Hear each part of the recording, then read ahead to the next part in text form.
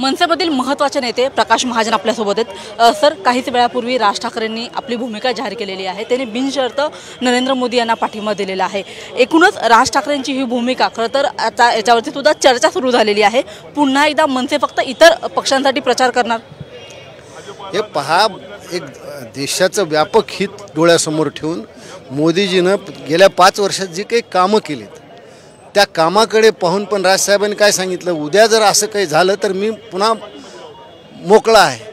पण आज त्यांनी जो पाठिंबा दिला आणि पाठिंबा देताना राजसाहेबांचा स्वभाव आहे, ते पाठिंबा देताना काही मागत नाहीत आपलं, त्यांनी खुल्या दिलाने पाठिंबा दिला। ते म्हणजे मला काही नको।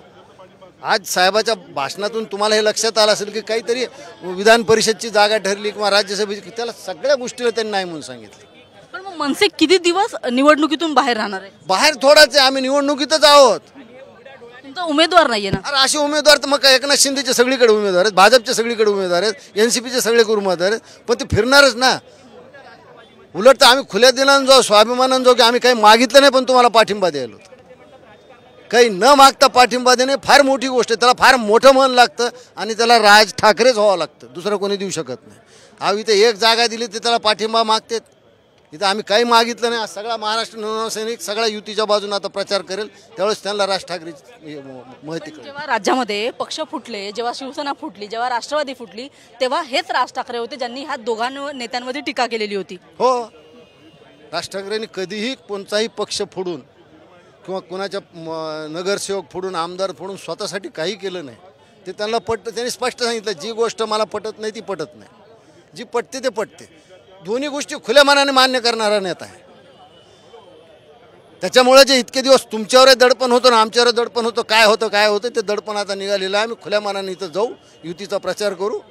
आपण ज्यावेळेस भेटू त्यावेळेस युतीच्या प्रचारातच भेटू। म्हणजे आता फक्त महाराष्ट्राच्या बाहेर सुद्धा नरेंद्र मोदींचा प्रचार करण्यासाठी राज ठाकरे जातील? बोलायला तर जातील न, मला काय। सगळ्यात पहिली गोष्ट सांगा की राजसाहेबांचं हिंदुत्व, मी नेहमी सांगतो की महाराष्ट्र नवनिर्माण सेनेचं हिंदुत्व हे आमच्या शरीरावर चिकटलेल्या त्वचेसारखं आहे। राम मंदिर हा आमचा काय तत्व आहे, ते राम मंदिर झालं, 370 कलम हटवलं, अजूनही राज ठाकरे सोबतच मणिपूरची घटना सुद्धा आहेच ना। हे पहा, मणिपूरचा जो काही प्रसंग आहे किंवा जो काही पेच आहे तो वेगळ्या अर्थाने आहे, त्याची चर्चा सर्वत्र होईल किंवा सर्वत्र तसं असेल असं नाही होऊ शकत।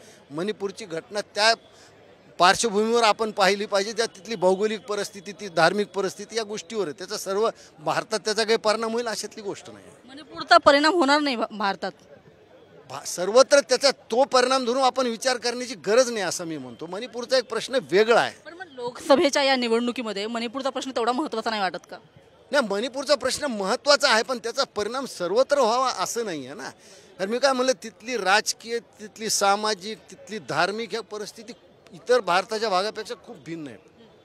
त्याच्यामुळे तो मणिपूरचा प्रश्न आहे, तो हाताळला पाहिजे। तो घडला का तर घडवू नये, तशी जी काही दुर्घटना घडली घडायला न पाहिजे, ते कुणीच सूर्यदायी माणूस हे मान्य करेल, पण त्याचा परिणाम इतरस्त होण्याचं काही कारण, त्यावर काही 4 गोष्टी झाल्या तर त्याचं आपण हे करायला पाहिजे। राज ठाकरे यांनी बोलताना शेवटच्या मुद्द्यामध्ये त्यांनी विधानसभेच्या निवडणुकीसाठी तयार व्हा असं सुद्धा सांगितलेलं आहे।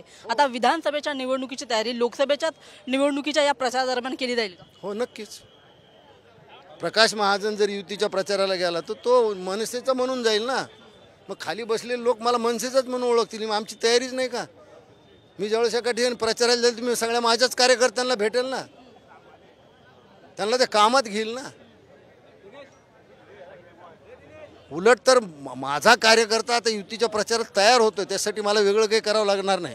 म्हणजे आता मनसे राष्ट्रवादीचा सुद्धा प्रचार करणार? राष्ट्रवादी अजित पवार।